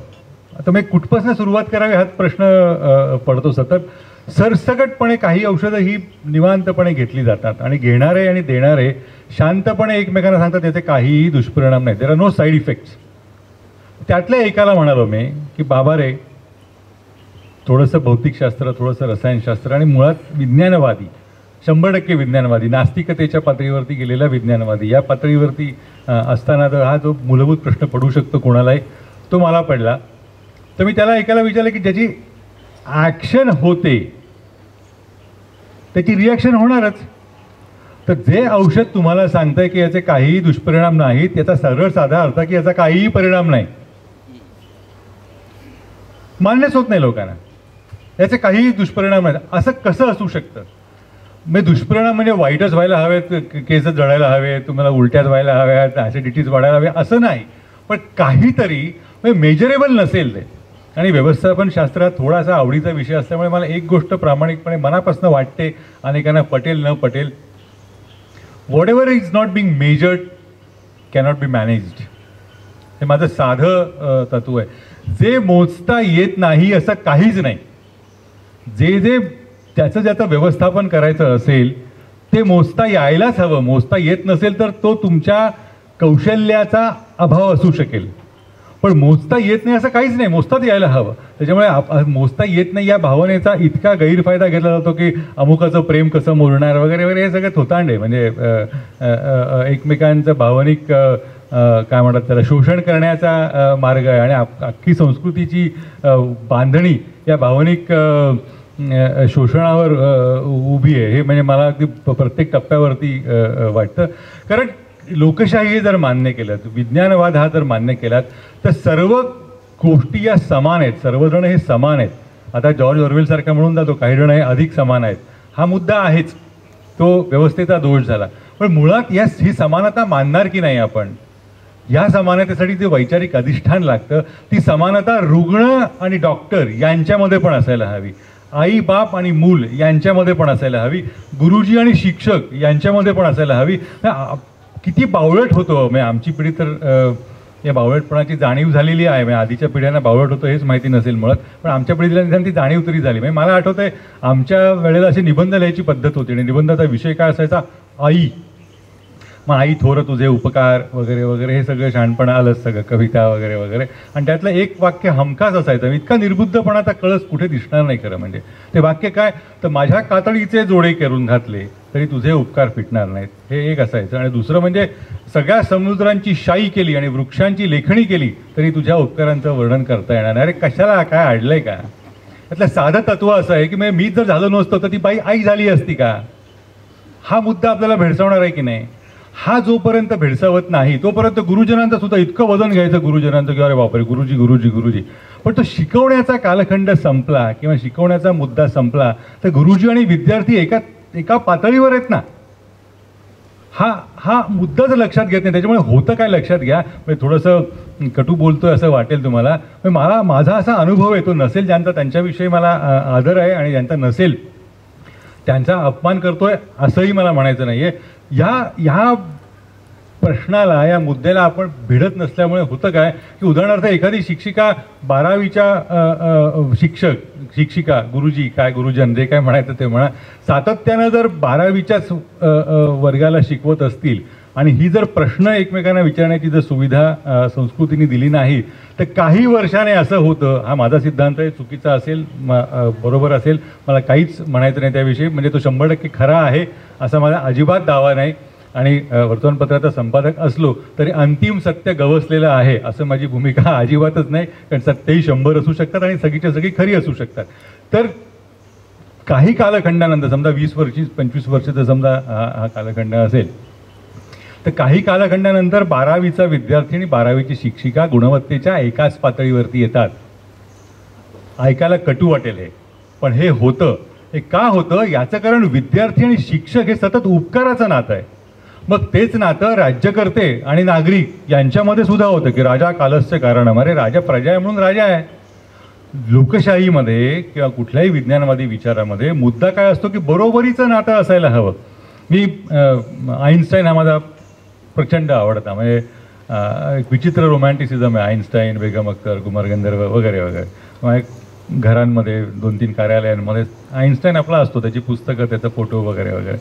तर तो प्रिन्स्टनला शिकवायचा, प्रिन्स्टन विद्यापीठामध्ये. म्हणून मी कुठल्या वर्गात तो शिकवायचा हे मला खूप मनापासून बघायचं होतं. म्हणून मी निवडणुकीच्या वेळेला अमेरिकेला असताना ती जागा बघायला गेलो. छोटासा वर्ग असा सगळा. आणि डॉक्टर अविनाश दीक्षित ज्यांच्या हाताखाली अनेक आर्थिक विषयातले नोबेल विद्यार्थी तयार झाले, मराठी प्राध्यापक आहेत. 59 साली अमेरिकेत गेले, प्रिन्स्टनचे अतिशय नावाजलेले मराठी प्राध्यापक आहेत. तर ते मला सगळीकडे घेऊन जात होते. त्यांच्या घरी घेऊन गेलो आणि मग काय म्हणतात त्याला, आंधळा मागतो एक डोळा आणि देव देतो 2 तशा पद्धतीचं त्या दिवशी असं घडलं. ते त्यांच्या घरी घेऊन गेले तेव्हा तर मला भावनिक असं उचंबळूनच आलं. शेजारचं घर त्यांच्या. तुम्ही कल्पना करा, म्हणजे या विषयाचं ज्याला कोणाला प्रेम आहे ना त्याला मी काय सांगतो ते कळवू शकेल. म्हणजे असं ट्विन्स म्हणतात ना असे बंगले होते छोट्या रस्त्याच्या कडेला. उजवीकडचा बंगला अविनाश दीक्षित यांचा, शेजारच्या बंगल्यामध्ये डिऑन नॅश राहत होता आणि तिथल्याच रस्त्यावरच्या अपघातामध्ये तो गेला. हे वातावरण आहे आणि विद्यापीठाचा परिसर आहे आणि ते सर मला आईन्स्टाईनची खोली दाखवायला घेऊन गेले. छोटासा वर्ग होता, आईन्स्टाईन तिथे शिकवायचा. म्हणजे मी जे काय मला वाटतं ते तिथे लक्षात आलं की आईन्स्टाईनविषयी आपल्याला काय वाटतं. मग तिथून जाताना रस्त्यावरनं जिनेवरनं उतरत होतो आम्ही. मग सरांनी सांगितलं हे यांना गेल्या वर्षी तर नोबेल मिळालं. थोड्या वेळाने पुढे आलो, यांना 4 वर्षापूर्वी यांना नोबेल मिळालेलं आहे विज्ञान विषयाचं. 1 डझनभर नोबेलचे प्राध्यापक त्या एका विद्यापीठामध्ये होते आणि कुठल्याही विद्यार्थ्याला चला चला चला नोबेलवाले सर आले, रस्ता करून द्या वगैरे वगैरे. विद्यार्थी मजेत होते, हातामध्ये कॉफी काय बिअरचा काय जे काय असेल ते असेल घेऊन बसले होते. तेही शिक्षक म्हणून निवांतपणे मला नोबेल मिळालेले आहे हे असं कपाळावर लिहून आपल्याला छोटासा पुरस्कार मिळालेले पण आपल्याकडे हिंडतात ना, तसं काही न करता तेही जगत होते. ही जी बौद्धिक पातळीवरची समानता आहे ना, ही फार महत्त्वाची आहे. त्याशिवाय प्रगतीच होत नाही. कारण कसं होतं की आपल्या सर्वसाधारण व्यवस्थेमध्ये ना एकमेकांचं चांगलं काय हे खूप आनंदाने आपण एकमेकांना सांगत असतो. हे ठीक आहे, सद्भावना जोपासली जावी यासाठी वगैरे आवश्यक असतं, पण त्याच्यामुळे एकमेकांचं चुकतं काय हे सांगायची व्यवस्थाच नाही आहे. आणि त्याच्यामुळे होतं कसं आपल्या या सांस्कृतिक या सगळ्या इतकी ओझी आपण वाहत असल्यामुळे होतं असं की एखाद्याची चूक सांगितली की तो आपला शत्रूच आहे या पातळीवरती आपण जाऊन बसतो. म्हणजे एखाद्याला तू बाबा चुकतोय आणि ह्याचं काहीतरी मनामध्ये वाईटच आहे माझ्याविषयी, हे असं होतं कारण बरोबरीची संकल्पनाच नाही आहे आपल्याकडे. ती संकल्पना ही फार गरजेची आहे कारण या सगळ्यांच्या विषयी एकमेकांविषयी उपकाराची भावना का बरं केलं डॉक्टरनी मला, त्याचे कामच आहे ना त्यांचं. मी मला मध्यंतरी बेसचे एक अधिकारी भेटायला आले होते. माझ्या एका सहकार्याला त्यांच्या कार्यक्रमासाठी बोलवलं होतं त्यांनी. तर तो कार्यक्रम काय होता तर 25 वर्ष विना अपघात गाडी चालवलेल्या ड्रायव्हरांचा सत्कार. म्हणतात त्याचं कामच आहे ना. आता एक तर गंभीर अपघात झाला असता तर सत्काराची वेळ झाली नसती, पण अपघाताशिवाय गाडी चालवणं हे त्याचं कामच आहे. हे आणखी एक उदाहरण देतो तुम्हाला की माझा मुद्दा अधिक त्याला अधोरेखित करण्यासाठी. ज्या गोष्टी या व्यक्तिमत्वातल्या गुणवत्तेमध्ये निसर्गतः समानतेच्या किंवा अगदी त्याला लघुत्तम साधारण विभाजक म्हणतात अशा पद्धतीनं असायलाच हव्यात, त्या आपण विशेष गुणवत्ता म्हणून गृहीत धरतो. हे भयानक आहे. माझ्या विधानाचा अर्थ समजून देण्यासाठी उदाहरण देतो. मनमोहन सिंग पंतप्रधान असताना एक मोठे राजकारणी भेटायला कार्यालयामध्ये आले होते आणि बोलता बोलता त्यांनी वारंवार 2-3दा हा उल्लेख केला. पहिल्यांदा केला तेव्हा दुर्लक्ष केलं, दुसऱ्यांदा केला तेव्हा दुर्लक्ष केलं, तिसऱ्यांदा केला तेव्हा म्हटलं आता हे फार होत आहे. तर काय उल्लेख केला? नाही हो, फार चांगला माणूस आहे, ते सज्जन आहेत. म्हणजे म्हटलं असायलाच हवं ना. म्हणजे सज्जन कोणीतरी आहे हे विशेष सांगावं लागावं का, इतकाही विचार आपल्याला करत नाही. आता कुठल्या पातळीवरून बसलं तर बघा, म्हणजे ते सांगावं लागतं की हा सज्जन आहे म्हणजे मग याच्या नावावर दरोडेखोरी नाही किंवा काही आमकी महिलांवर अत्याचाराचं नाही, सुनेला जाळलेलं नाही किंवा काही कुठला आर्थिक घोटाळा हे सांगावं लागावं. या पातळीवरती आपण जेव्हा येऊन पोचतो त्यावेळेला अधोगतीची जाणीव होते की निदान ती व्हायला हवी. म्हणून मग याच इतक्या मूलभूत मुद्द्यांवरती आपण लढत असताना आपल्याला गंभीर प्रश्न जे आहेत तिथपर्यंत आपण पोचतच नाही. कारण प्राथमिक 4थीपर्यंतच इतकं अडकल्यानंतर ते 11वी 12वी आणि 10वीची परीक्षा देणार कशी? मग ती 10वीची परीक्षा काय? मग ते तुम्हाला अमेरिकेमध्ये बघावं लागेल, ते तुम्हाला युरोपमध्ये बघावं लागेल. म्हणजे 60-65 साली एखादा पत्रकार एखाद्या औषधामुळे होणाऱ्या दुष्परिणामांवरती लेखमाला करतो आणि पंतप्रधानाला राजीनामा द्यायची वेळ येते. मी माझे म्हणजे जे काही 10-12 लोक आमच्या व्यवसायामध्ये आवडते आहेत त्यांचा हा दाखला देतो. टाइम्सचे संपादक होते, अलीकडेच वारले. तर त्यांनी थॅलिडोमाइड नावाचं औषध त्यावेळेला एका बलाढ्य कंपनीने आणलेलं होतं आणि ते थॅलिडोमाइड सर्रास दिलं जायचं. म्हणजे कशासाठी दिलं जायचं तर गर्भावस्थेमध्ये झाल्यानंतर गर्भधारणा झाल्यानंतर महिलांना जो उलटीचा असा काही त्रास होतो, अस्वस्थ वाटणं, उलटी येणं वगैरे, त्यावर ते औषध दिलं जायचं. आणि त्या औषधांमुळे मूल जन्माला येताना एक कानच नाही, बोटच लहान आहे, एक पाय दुसऱ्यापेक्षा लहान आहे किंवा असं काहीतरी व्यंग घेऊन जन्माला यायचं. त्याची बातमीदारी, हेरॉल्ड इव्हान्स त्यांचं नाव, त्यांनी संपूर्ण त्याच्यावरती लेखमाला लिहिली. आणि त्या पातळीवरती जी काय हालचाल व्हायला हवी होती ती झाली. आता अशी संवेदनशीलता दाखवणारा माध्यम, त्यांनी पानेकवर त्यावेळेला बातमी चालवली होती. त्यावेळेला हा टाइम्स मर्डॉक यांच्याकडे जायचा होता आणि टाइम्स पत्रकारिता करत होता. टाइम्स पत्रकारिता करत असल्याची कमी उदाहरणं आहेत, पण जी काही आहेत ती त्यातलं ते एक आदरणीय उदाहरण आहे. तर त्याच्यामध्ये त्यावेळेला थॅलिडोमाइडचं प्रकरण गाजलं आणि पंतप्रधान राजीनामा द्यायची वेळ आली. इतकं ते गाजलं, त्याच्यावरती ती कंपनी बंद झाली, शिक्षा झाली वगैरे वगैरे. हे असे आरोग्यविषयक मुद्दे मांडणारी पत्रकारिता आपल्याकडे आहे का? माझं उत्तर आहे नाही. कारण या प्रश्नांना भिडतच नाही. त्या विषयातला तज्ज्ञ हा होण्यापर्यंत, म्हणजे मला सीतारामन शंकर नावाचा माझा एक जवळचा सहकारी आता फ्रँकफर्टला होता, तो रॉयटर्ससाठी जातो. तो वैद्यक म्हणजे ज्याला फार्मास्युटिकल इंडस्ट्री म्हणतात, म्हणजे औषध निर्मिती कंपन्या, त्यातला विशेष पत्रकार होता. आता मराठी पत्रकारितेमध्ये भाजप करणारा, जनता दल करणारा, जनता दलामध्ये करण्यासारखं काही नसतंच, पण ते करणारा, त्याची बातमीदारी करणारा वगैरे वगैरे असे पत्रकार असतात. आंतरराष्ट्रीय दर्जाच्या वर्तमानपत्रांमध्ये सिमेंट इंडस्ट्रीची बातमीदारी करणारा, वैद्यक विश्वाची. तर सीतारामन शंकरचं उदाहरण देतो. तो सीतारामन शंकर हा कुठल्याही वैद्यकीय विश्वातल्या तज्ज्ञाशी त्याच्या बरोबरीनं प्रश्न विचारू शकत आहे. औषध कंपनीने नवीन एखादं औषध आणलं समजा बाजारामध्ये, तर ज्या काही निवडक लोकांना सादरीकरणासाठी बोलवलं जातं त्यात सीताराम शंकर असायचा. इतकी त्याची अधिकारी व्यक्ती त्यातला तो होता. या पातळीवर आपण जात नाही. कारण का?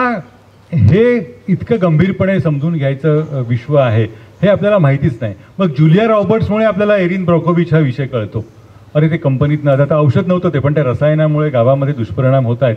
आत्ता 15 दिवसापूर्वी न्यूयॉर्क टाइम्सच्या 2 पत्रकारांनी औषध कंपनीचं एक प्रचंड प्रकरण काढलं. नागरिकांनी एकत्र येऊन, म्हणजे त्या औषधं घेणाऱ्या रुग्णांनी एकत्र येऊन त्या कंपनीच्या विरोधात जो काही खटला भरला, अतिशय गाजतोय. पर्ड्यू अशी ती कंपनी आहे, फार्मा, प्रचंड मोठी, आणि तिला नुकसान भरपाईची काहीतरी $400 बिलियन वगैरे वगैरे, म्हणजे इतकी प्रचंड नुकसान भरपाई द्यायची वेळ आणली. इतकी सजगता आपल्याकडे नाहीच. कारण मूलभूत मगाशी जसं म्हणालो त्या मुद्द्यांवरतीच आपण अडकलेलो आहोत. त्यामुळे या प्रश्नांना भिडू शकतो आपण हे नाहीच. एक तर मग काय निसर्गाचा कोप आपल्या नशिबातच आहे, आपलं प्राक्तन वगैरे वगैरे काय ते म्हणून हे आपण मुद्दे सोडून देतो. जगन फडणीस जेव्हा मी मुंबईत पत्रकारितेत होतो तेव्हा त्यांनी मुंबई जे रुग्णालयामधल्या इंजेक्शनमुळे, चुकीच्या इंजेक्शनमुळे दिलेली बातमी गाजली. जगन फडणीस काही आरोग्यविषयक पत्रकारितेचे त्यांचा विषय नव्हता, पण त्यांना बातमी म्हणून ती गाजली. भाई सावंत आरोग्यमंत्री होते. काय झालं महाराष्ट्रामध्ये लक्षात घ्या, अलीकडच्या कालखंडामधलं उदाहरण. तेव्हा काय घडलं? थॅलिडोमाइडची घटना कधीची आहे, तेव्हा काय घडलं?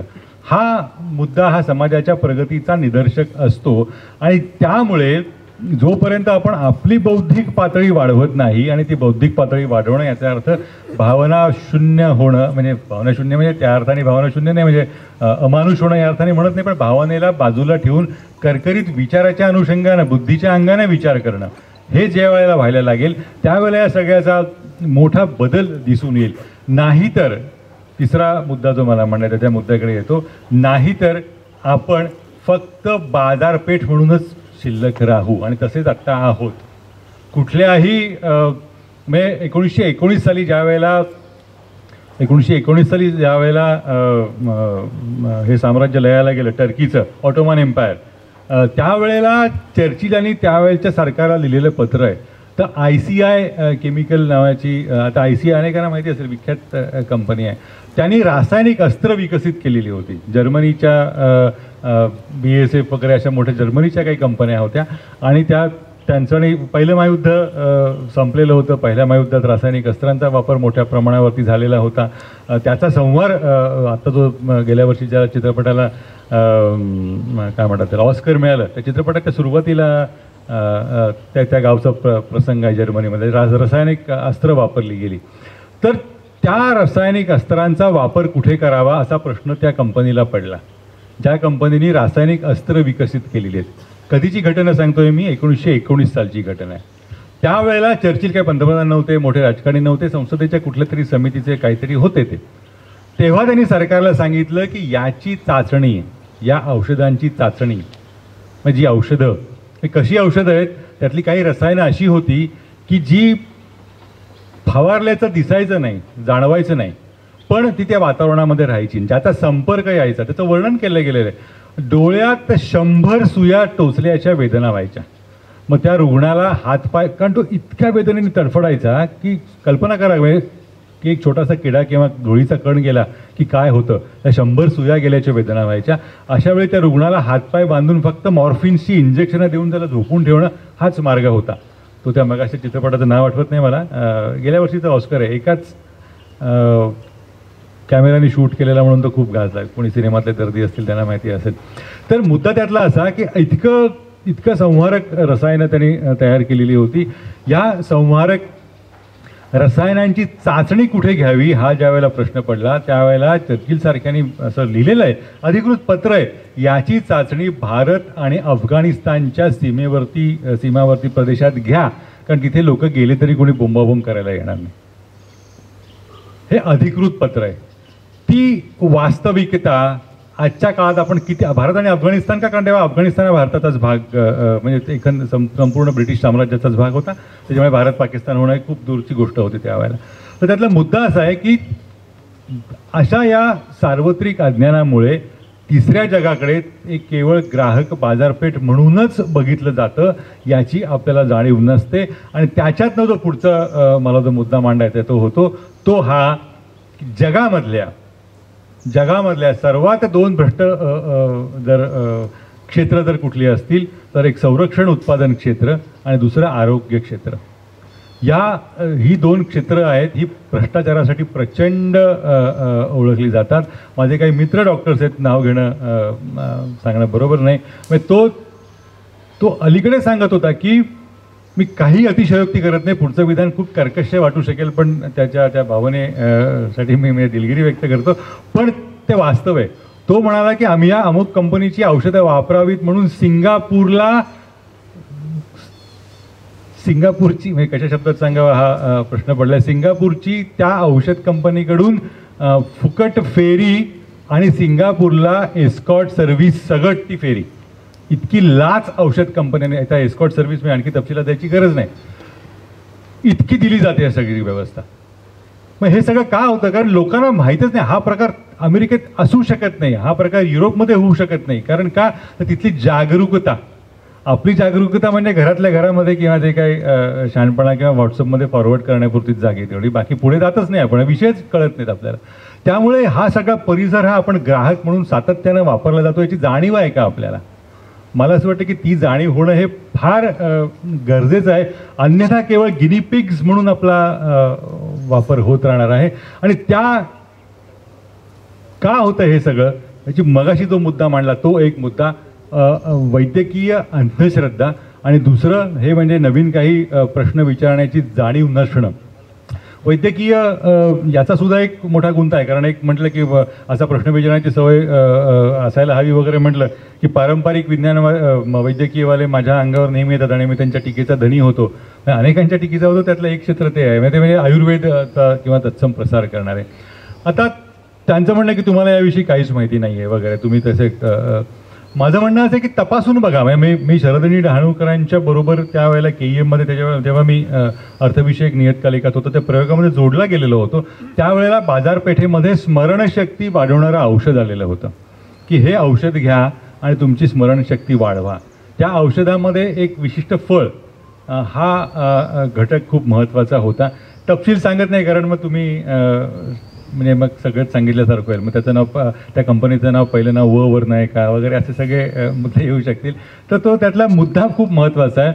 तर त्या वर्षी शरदनी डहाणूकरांनी सप्रमाण सिद्ध केलं की हे औषध की ज्यामुळे स्मरणशक्ती वाढू शकते, हे समजा उदाहरणार्थ 100 किलो तयार होत असेल तर त्यासाठी जो मूलभूत घटक आहे, जे फळ हे मूलभूत घटक आहे, तेच मुळात भारतामध्ये 20 किलोच्या पेक्षा जास्त तयार होत नाही.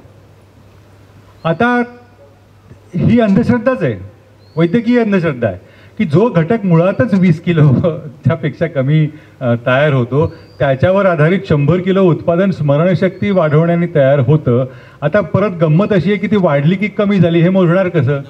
त्याची व्यवस्थाच नाही.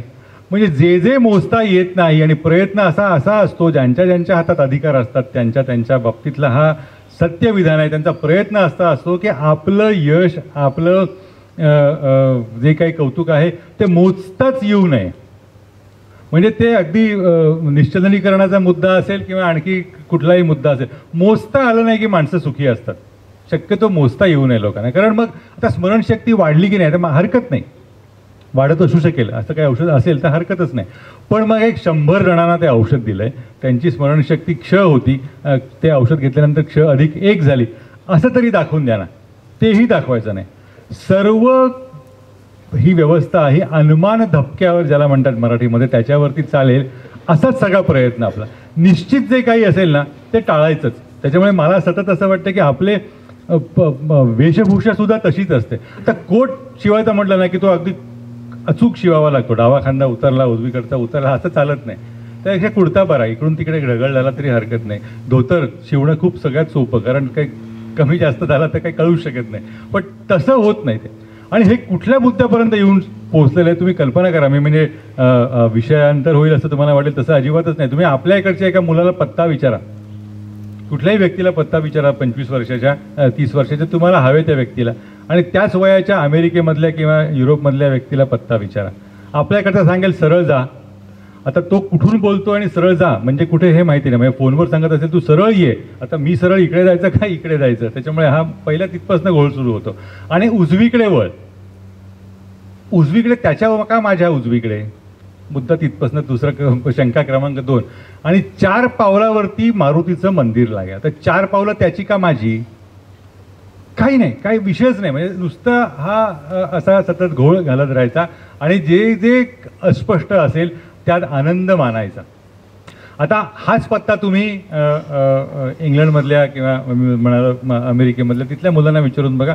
तो 500 मीटर्स नॉर्थ ईस्ट तो इतका अचूक सांगतात की आपल्याला गोंधळायला आवडतो. अरे बापरे, नॉर्थ ईस्ट म्हणजे मुळातच कशी शोधायची, म्हणजे आग्नेय वायव्य म्हणजे फारच झालं, म्हणजे खरंच काही अजूनही लक्षात येत नाही रे. पण ते अशी अचूकता येते कशी, कारण ही तुमच्या विचारांमधली येते, ती तुमच्या शिक्षणामधनं येते. आपण हे सतत ढोबळपणाने आणि भोंगळपणानेच हे सगळं हाताळत राहिल्यामुळे त्यातल्या स्पष्टतेकडे जातच नाही. आणि ज्या ज्या समाजामध्ये स्पष्टतेचा अभाव असतो तो अंतिमतः अप्रगतच राहतो.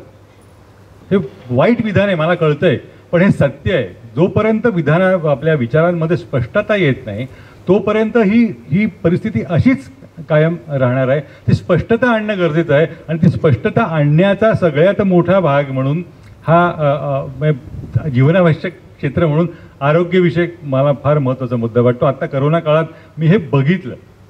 मी तुम्हाला रुग्णालय, डॉक्टर आणि रुग्ण अशी तिघांचे नावं तपशिलासकट देऊ शकतो. इतका माहितीचा साठा आहे.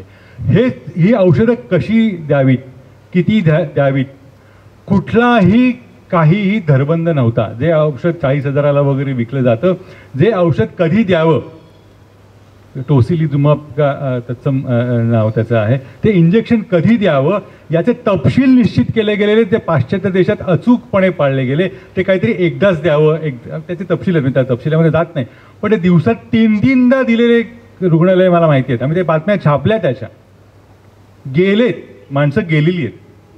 आणि मग काय मग काय की कोपच झाला कोणाचा वगैरे असं आपण म्हणून बसतो. पण हे का होतं याचं कारण ती जी एक विषयाला बुद्धीच्या अंगानं भिडण्याची व्यवस्थाच मुळात नाही. हा जर एक मुद्दा लक्षात घेतला तर हे सगळे संकट, ही सगळी गोष्टी, ही सगळ्या अपरिहार्य आहेत, हे लक्षात घ्यायला हवं. आणि माझा एक अनुभव तुम्हाला सांगतो. फायझर कंपनीची एक मोठी पत्रकार परिषद होती. हे का होतं, म्हणजे पुन्हा तोच मुद्दा, कारण आपल्याला मूलभूत काही करायचं नसतं. त्याचा अगदी जिवंत अनुभव मी घेतलेला आहे. फायझर कंपनीची पत्रकार परिषद होते. एक मोठं आंतरराष्ट्रीय पातळीवरती गाजलेलं औषध ते त्यांनी नुकतंच जगभरात बाजारात आणलेलं होतं. औषध नाही आहे ते, पण काय म्हणायचं, औषध कंपनी आहे त्यामुळे त्यांनी ते आणलं, त्याला औषधच म्हणायला हवं. तसं त्या औषधाचं नाव वायग्रा. त्याच्यानंतर काही दिवसांनी त्या फायझर कंपनीचा प्रमुख मुंबईमध्ये होता. एक 15-20 जणांची पत्रकारांची गप्पा होत्या. तो म्हणाला भारतात मी हे पुढची किमान 1-2 वर्ष तरी आणणार नाही आहे. मी म्हटलं लोकसंख्या वाढेल वगैरे या चिंतेने काही म्हणतोय का, काही गैरप्रकार जास्त होतील म्हणून काही त्या काळजीनं म्हणतोय. त्याला ती अजिबात काळजी नव्हती. त्याला त्याचा प्रश्न आर्थिक होता. तो म्हणाला ज्या क्षणाला भारतात हे येईल ना त्यावेळेला रिव्हर्स पद्धतीनं, उलट्या पद्धतीनं भारतीय कंपन्या या जे काही ते रसायन बनवलेलं आहे त्या उलट्या पद्धतीनं जाऊन याच्या प्रतिरूपी किंवा याच्या कॉप्या बाजारामध्ये आणतील. हे लाजिरवाणं नाही वाटत? त्या कंपनीच्या प्रमुखाला असं सरळ सरळ तो म्हणाला, आणि हे ऑफ रेकॉर्ड वगैरे नाही. तो म्हणाला ज्या वेळेला हे भारतामध्ये आणेल ना, ते रिव्हर्स ऑस्मोसिस सारखा त्याने एक टेक्निकल शब्द वापरला होता की ते रिव्हर्स प्रोसेसिंग करून म्हणजे मुळात म्हणजे टाळ्यावरनं मुळात प्रश्नाकडे जायचं. असा उद्योग आपण शाळेमध्ये 8वी-9वीच्या वेळेला केलेला असतो. उत्तर काय आधी शोधून ठेवायचं आणि त्याप्रमाणे आपली आधी समीकरणं उलटी रचत जायचं. तसं तो देशाविषयी म्हणालेला आहे. हे का? कारण वैद्यकीय विश्वामध्ये लागेल इतकी गुंतवणूकच करायची नाही आपल्याला. दुसरा तुम्हाला दाखला देतो. त्या कंपनीचं नाव इटालियन कंपनी पियाजिओ. पियाजिओचा प्रमुख, त्यालाही भेटायची संधी एकदा होती. तो असं म्हणाला होता, तो म्हणत काहीच नव्हता पण तो फक्त आकडेवारी देत होता. तर तो जो त्यांच्या R&Dची आकडेवारी त्यांनी दिली ना, मी थक्क झालो. म्हणजे संशोधन आणि विकास खात्यामध्ये त्या कंपनीचं जे काही वर्षाच्या उलाढालीचं जे अर्थसंकल्प होता, कुठलीही अतिशयोक्ती नाही, तुम्ही तपासून बघा मी जी सांगतोय ते. पियाजिओचं R&Dचं बजेट हे भारतातल्या सर्व दुचाकी कंपन्यांच्या वार्षिक उलाढालीपेक्षा जास्त होतं. फक्त R&Dचं बजेट. अशी चोख उत्पादनं ते तयार करू शकतात त्याचं कारण R&D आहे. त्या R&Dचं काम केलं जातं, त्या पद्धतीनं प्रश्न पडले जातात, लोक संशोधनं करतात. आणि मग हे आपण करतोय का हा प्रश्न आपल्याला पडायला हवा. कुठेतरी काहीतरी सांगून ठेवलेलं आहे, त्याच्यात आधारे किती काळ म्हणजे जगत राहायचं. गणपतीची सोनं जोडली किंवा काय जे काय केलं म्हणून प्लास्टिक सर्जरी जर पहिल्यांदाच भारतात झाली असं जर मानायचं असेल तर नंतर पुढे काय झालं हा प्रश्न आपल्याला पडणार की नाही. विमान राईट बंधूंनी 1900 साली अमेरिकेत काढलं. त्याच्या आधी रामायणामध्ये, रामायणामध्ये विमान होतं वगैरे वगैरे. पुष्पक एकच, नंतर विमानच नाही झालं. आता एक जमलं म्हणल्यानंतर 10-12 तरी असायला हवी होती ना. नंतर एकदम ते तुकाराम 16व्या शतकामध्ये त्याला घेऊन गेलं वैकुंठाला, ते मध्ये विमानच नाही, मग ते गरुडावरनं गेलं, म्हणजे ते विमानही म्हणता येणार नाही. मग हा प्रश्न आपल्याला पडतो की नाही, हा मला प्रश्न पडतो. आणि हा प्रश्न पडत असल्यामुळे आणि ते निर्लज्जपणे लिहित असल्यामुळे जे काही शिवायशा पडतात ते पडतात. हा मला महत्त्वाचा मुद्दा वाटतो. आरोग्य विषयक जेव्हा प्रश्न येतो तेव्हा आयुर्वेदातल्या जे कोणी त्याच्यातही खूप चांगले मित्र आहेत, ते मनाने मोकळे चर्चा करू शकतात. माझा त्यांना साधा प्रश्न होता आणि त्याविषयीचा थोडासा अभ्यास मी केलेला होता गॅट कराराच्या वेळेपासून, नंतर WTO ज्याचं झालं ते. तुमचा प्रॉडक्ट पेटंटला विरोध का, हा माझा साधा प्रश्न होता. आयुर्वेदाचा तत्वतः प्रॉडक्ट पेटंटला विरोध आहे. ते इथे कोणी आयुर्वेद मधले असते तर म्हणजे मला काही भावना दुखवणं वगैरे असं करायचं नाही आहे. तर त्यांचा प्रोसेस पेटंटचा आग्रह, भारतातला प्रोसेस पेटंट, भारतीय परंपरेला प्रोसेस पेटंटची गरज आहे असं सांगितलं गेलं होतं त्यावेळेला. अजूनही त्या युक्तिवादात फार फरक पडलेला नाही. म्हणजे काय, आता आणखी थोडंसं तपशिलात सांगतो. आता एखाद्या अमुक कंपनीनं डिस्प्रिन बनवली तर ती कशा पद्धतीनं बनवली याचं एक काही आडाखे तपशीलवार नोंदी ठेवलेल्या असतात.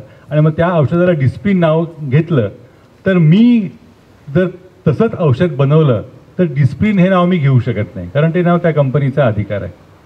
आता प्रोसेस पेटंटमध्ये काय होतं, चहामध्ये पाणी उकळल्यानंतर चहा घातला, मग साखर घातली आणि मग झाकण ठेवलं, या पद्धतीला पेटंट मिळालं. तर दुसरा चहामध्ये पाणी उकळायच्या आधीच साखर घातली, नंतर चहा घातला, झाकण ठेवल्यानंतर काही करता येणारच नाही. पण ही जी प्रक्रिया असेल तर त्या प्रक्रियेचं पेटंट घेतो.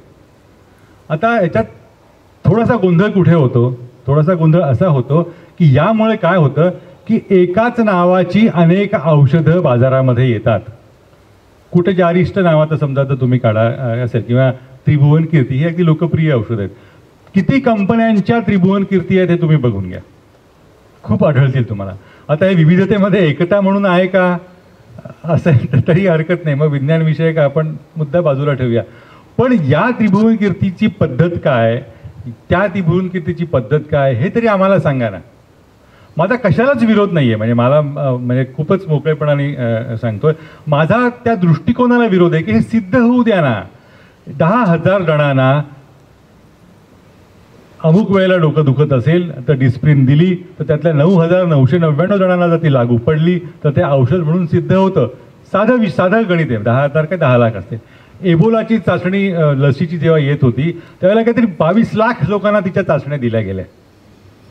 करोनाची येणार असेल तर ती 4 जणांवरती जर बाजारामध्ये ते औषध आलेलं आहे, नाही तर ते दिलं जाते, कारण अनेकांना दुसरा सध्या तरी पर्याय सापडलेला नाही. फक्त दोघांच्या वरती ते उपयोगी ठरलेलं आहे आणि ते दिलं जात आहे. आता या विषयावर प्रश्न पडत नाहीत का? सुदैवाने अमेरिकेमध्ये आणि युरोपमध्ये पत्रकारिता ही अजूनही बुद्धिनिष्ठ वगैरे असल्यामुळे हे प्रश्न त्यांनाच पडत आहेत आणि ते जोरदारपणे वाजवत आहेत. अध्यक्षीय अधिकार वापरून जर त्याची लस, ही अमुक औषधे लस म्हणून दिली जात असेल तर त्याची मान्यता काय? हायड्रोक्सीक्लोरोक्विन या घटकामुळे त्याचा प्रसार कमी होतो असं कुणाला तरी वाटतं, पण ते शास्त्रीयदृष्ट्या सिद्ध होत नाही, तरीसुद्धा ते दिलं जातं. याचा हिशोब काय?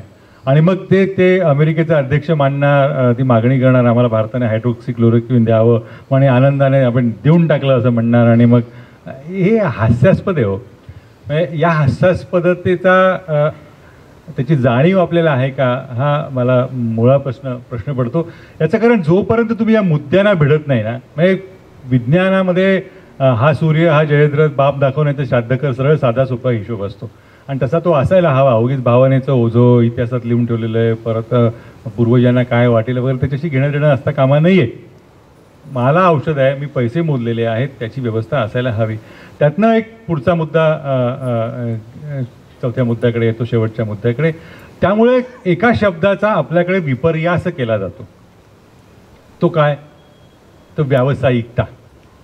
हा अमुक एखादा डॉक्टर किंवा अमुक एखादी व्यक्ती व्यावसायिक आहे, अरे मग ते वाईट काय? चांगलं आहे ते. व्यावसायिक असण्यामध्ये काहीही वाईट नाही. चोख सेवा देणं, मला जे काही मूल्य मला मिळणार आहे त्याच्या बदल्यात चोख सेवा देणं हे काम आहे, तर ते तसं असलं आहे असं म्हणणं, याच्यामध्ये काहीही गैर नाही. पण एखादा व्यावसायिक म्हणजे त्याला शिवी असल्यासारखा, पण तो फारच व्यावसायिक आहे, हे हे हे विचित्र आहे. त्याच्यामुळे डॉक्टर, शिक्षक, पत्रकार यांच्यावरती एक उगीच असं नैतिकतेचं असं एक गाठोडं डोक्यावर घेऊन त्यांना जगावं लागतं. नाही, डॉक्टर असून असा कसा वागला? तो माणूस आहे शेवटी. तो डॉक्टर पेशंट जेव्हा तपासत नसतो तेव्हा तो गाडी चालवत असतो, स्वयंपाक करत असतो, वर्क फ्रॉम होम किंवा काय जे काय असेल ते करत असतो, तोही माणूस आहे. पण ते नाही, डॉक्टरने वागायचं नाही, शिक्षकांनी नैतिकता, बाकीचे सगळ्यांनी वाटलं ते करायला रिकामे. त्याच्यामुळे या 3-4 जणांवरती नैतिकता टाकून दिल्यामुळे ना, मला असं वाटतं की आपलं एक खूप मोठं नुकसान झालेलं आहे. त्याच्यामुळे हे इतकी वर्गवारी होते. ते सैनिक सुद्धा तिथे, अरे पण पोस्टमन सुद्धा प्रामाणिक असणं गरजेचं असतं हो. सैनिकाची सुद्धा सेवा आहे, ती तितकी महत्त्वाची आहे. त्याच्यामुळे काही जणांना आपण खूप महत्त्व देतो, काही जणांना महत्त्व दिलं जात नाही. याचं कारण पुन्हा जो मुद्दा मांडला तो भावनिक विचार आपल्याकडे फार केला जातो, आणि तो जर कुठनं सुरुवात करायची असेल तुटावा अशी, तर मला असं वाटतं की वैद्यकीय हे क्षेत्र आहे, कारण तुमच्या आमच्या जगण्याचा प्रश्न आहे. डॉक्टरला म्हणजे माझ्या लहानपणी तर ते खूप सोपं आयुष्य होतं. डोंबिवलीला आम्ही राहायचो, आणि तुमच्या म्हणजे माझ्या वयाचे किंवा माझ्यापेक्षा मोठे आहेत त्यांनाही त्यांचं लहानपण आठवत असेल. खूपच काही बरं नाही म्हटलं की डॉक्टरांकडे जायचं, ते बाटलीमध्ये ते लाल द्रव द्यायचे आणि कागद छोटासा कापून असे 4 कोन त्याचे कापायचे, आणि एक असे ती बाटलीवर चिकटवायला जायचं, आणि एक मात्रा म्हणजे एक कप्पा संपला पाहिजे त्यातला, म्हणजे 1 डोस झाला, 1 मात्रा झाली, असं ते असायचं. आणि साधारण 3 दिवसात आपण आपोआप बरं व्हायचं. मग 2-4 गोळ्या एकत्र करून त्याची पूड करून द्यायचे, आणि त्याच्यावरती एक दुसरी पुडी असेल ती मात्र काहीतरी त्याच्यावरती लिहून ठेवायचे. फारच ताप वाढला वगैरे तर म्हणजे ती सहसा वापरायला लागू नये, असं सोपं आयुष्य होतं. पण आता जग जसं बदलतं आहे तसं सगळंच बदलणार, डॉक्टरही बदलणार. त्यामुळे डॉक्टरनी रुग्णाला सांगणं आणि रुग्णांनी विचारणं की हे नक्की औषध कशाचं आहे, काय आहे, काहीच कमीपणा नाही आहे, काहीच हरकत नाही. पण हे असं विचारायचं नसतं, हे तितकं संस्कृतीमध्ये भिनलेलं आहे ना आपल्या. त्याच्यामुळे काही या क्षेत्रांना असं खूप उगीचच मोठेपणाचा आणि काय म्हणतात त्याला, असं एक मागे काहीतरी एक चक्र फिरत असतं ना असं हिंदी सिनेमातल्या देवदेवतांच्या मागे, आणि मग त्याच्यातनं हातातनं असे किरणं येतात आणि समोर दिवे लागतात किंवा माणसं बरी होतात वगैरे. तसं हे आपल्याकडे काही जणांच्या बाबतीत आहे असं मानलं जातं.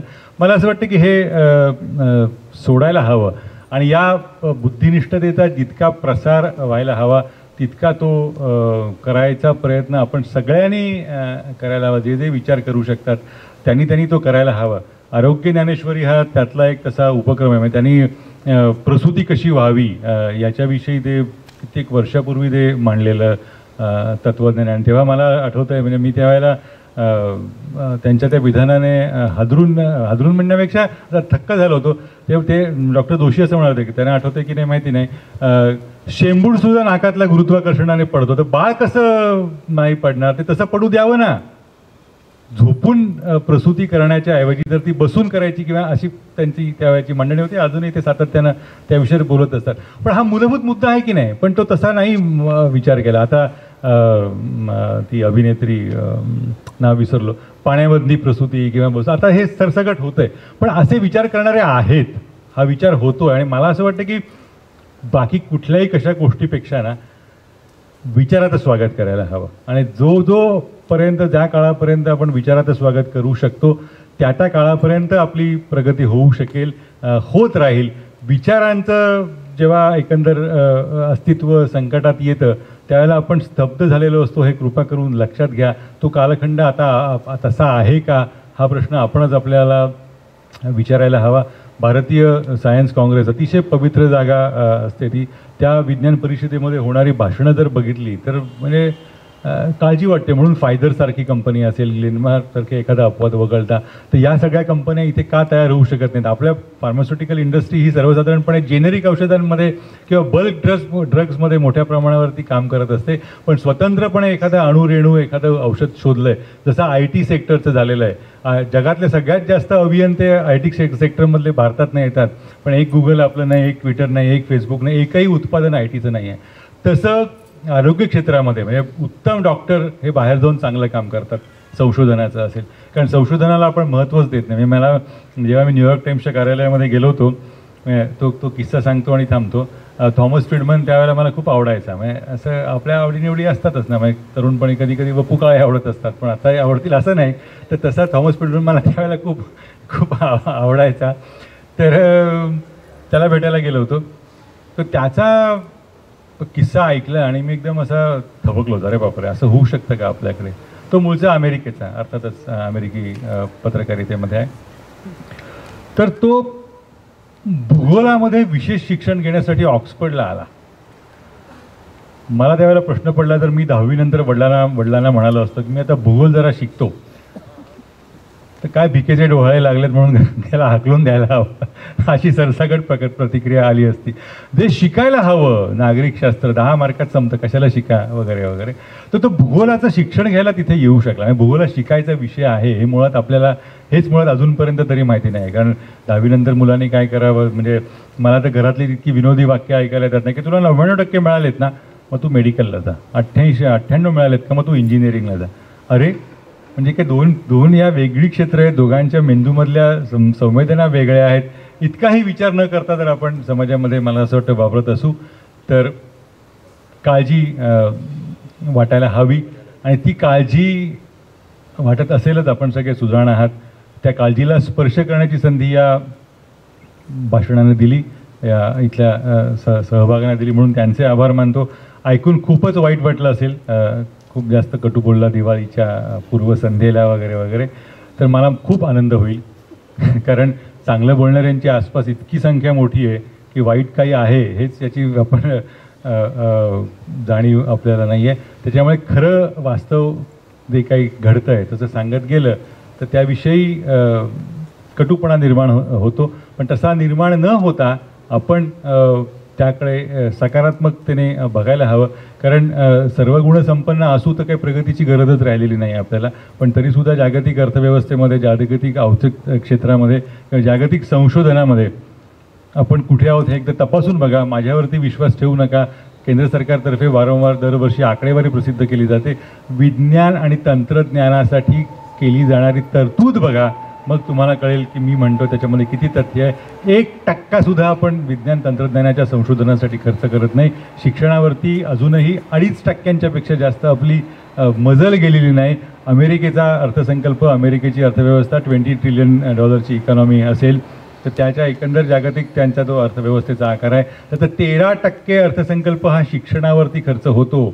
आपण अजून आपल्यासारख्या देशामध्ये तो 4%ही झालेला नाही आहे. तर मला असं वाटतं हे वास्तव आहे. या वास्तवाचा आपण विचार करावा आणि वैचारिक आणि वैज्ञानिक आणि आरोग्यविषयक अंधश्रद्धा कशा कमीत कमी होतील याचा मला असं वाटतं प्रयत्न करायला हवा.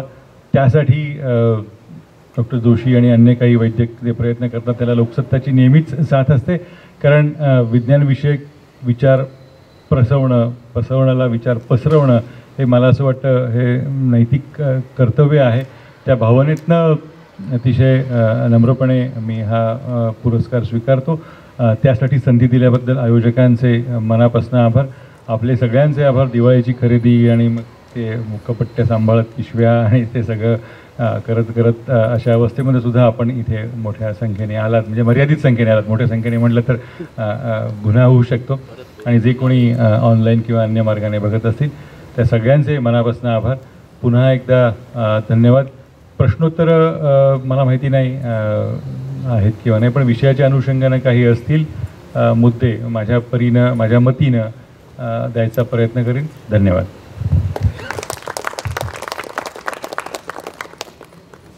कोणाला काही बोलायचं असेल किंवा विचारायचं असेल तर स्वागत आहे. मुक्त व्यासपीठ. Health is a very dynamic phenomenon physiologically. It's not static. अरे जगभर ऐकतात. जगभर ऐकतात. सर थोडं मी इंग्लिशमध्ये कारण आय एम नॉट म्हणजे fluent in fair enough. See अंधश्रद्धा, blind faith, blind belief and all, and medicine as such, your body, human body is a very dynamic thing. What were you, Mr. Girish, yesterday is not today. It's a evolutionary process.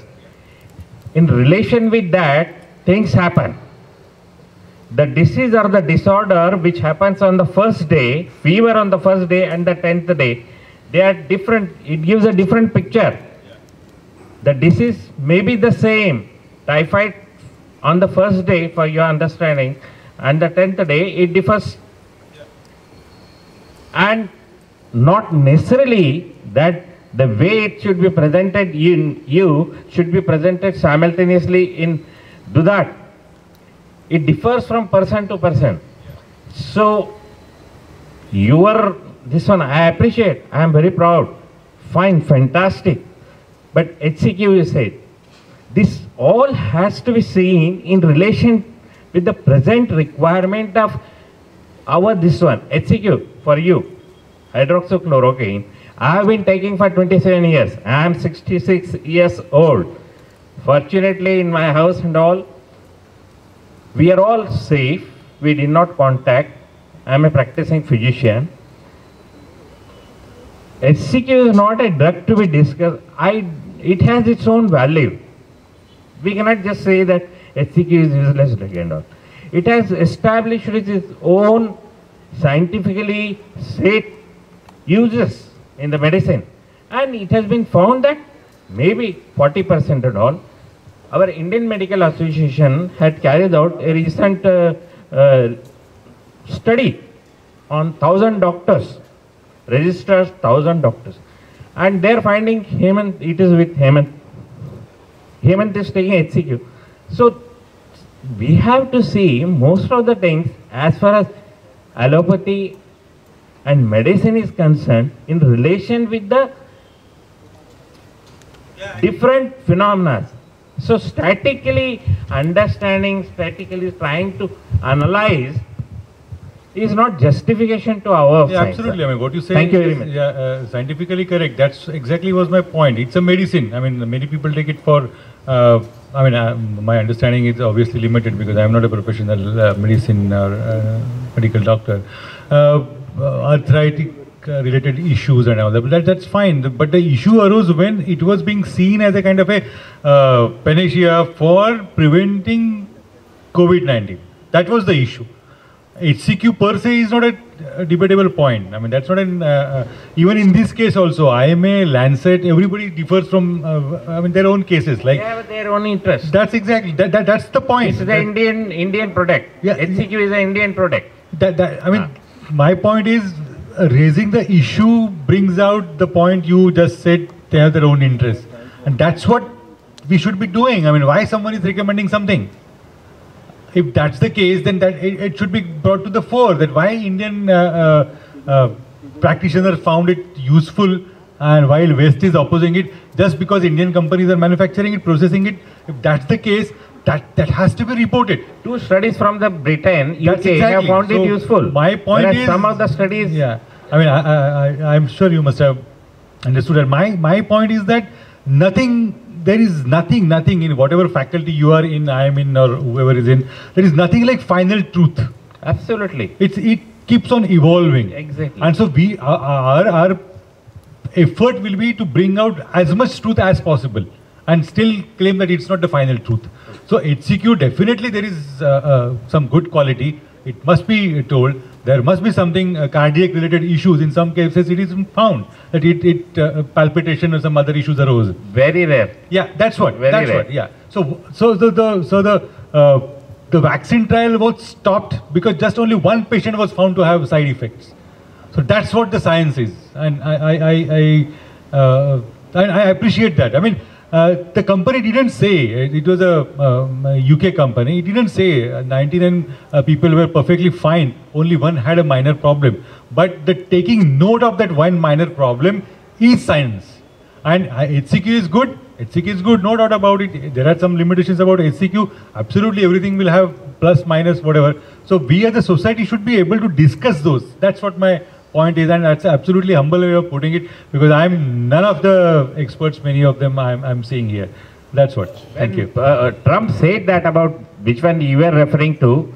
When initially Corona started, we had no answers. Right now, in present state, even at Virar, we can handle it Corona much better than what was possible in 6 months before. Now the studies and many more proofs have come forward, and our training and adding of present knowledge of last 6 months to 9 months has added to and strengthened our hands to overcome the problem, but which was not there. So HCQ was found accidentally to be useful in some of the people, and they had less morbidity, means less problems. So it was said. Presently, even Americans, President will say, no, don't use it. We have many more remedies. But in relation with the requirement of the time and all, anyhow, thank you very much. Exciting.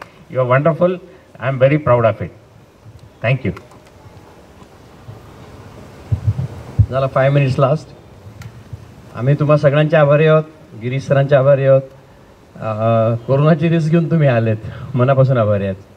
आम्हाला हा सामाजिक उपक्रम आहे म्हणून दाभाड्यांनी, जे इथले प्रमुख आहेत, आणि क्लबांनी ही जागा मोफत वापरायला दिली. आम्ही त्यांचे पण आभारी आहेत. आता एक पसायदान म्हणूया, मग जनगण म्हणून कार्यक्रम संपेल. कोणाला अजून काही विचारायचं आहे सरांना? नाही. गुड. या.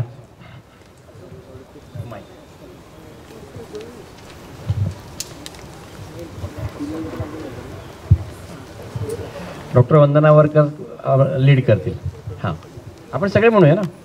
सगळ्यांना सगळे म्हणू शकतात ना पसायदानंतर. हां. आता विश्वात्मके देवे येणे वाग्यज्ञे तोषावे, तोषोनी मज द्यावे पसाय दान हे. जे खळांची व्यंकटी सांडो, तया सत्कर्मे रती वाढो. भूता परस्परे पडो, मैत्र जीवाचे. दुरितांचे तिमिर जावो, विश्व स्वधर्म सूर्ये पाहो, जो जे वांछील तो ते लाहो, प्राणी जात वर्षत सकळ मंगळी, ईश्वर निष्ठांची मांडी आळी, अनवरत भूमंडळी भेटतो भूता, चला कल्पतरूंचे आरव, चेतना चिंतामणीचे गाव, बोलते जे अर्णव पियुषांचे,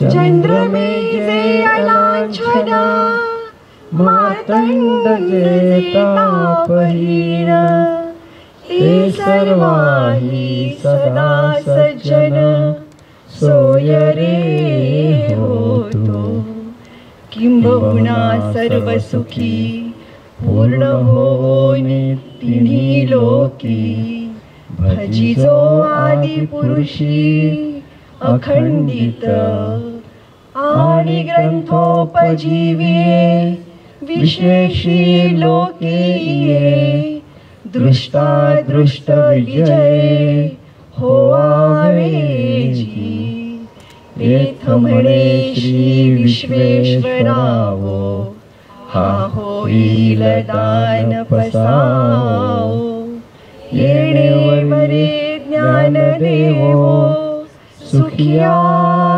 झाला. आता राष्ट्रगीत म्हणून मग कार्यक्रम संपेल. त्यानंतर चहापान आणि नाश्ता आहे, आणि ते वाया जाऊ नये म्हणून, किंवा तुम्हाला ठीक वाटलं तरच घ्या.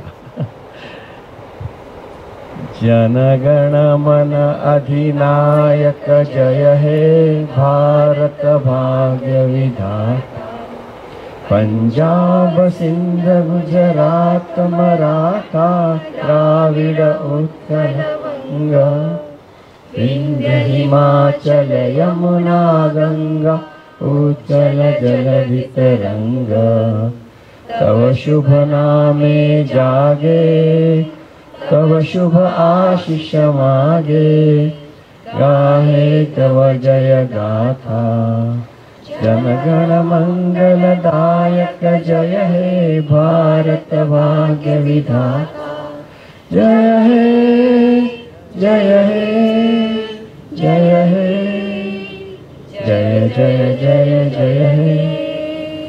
भारत माता की जय. मातरम.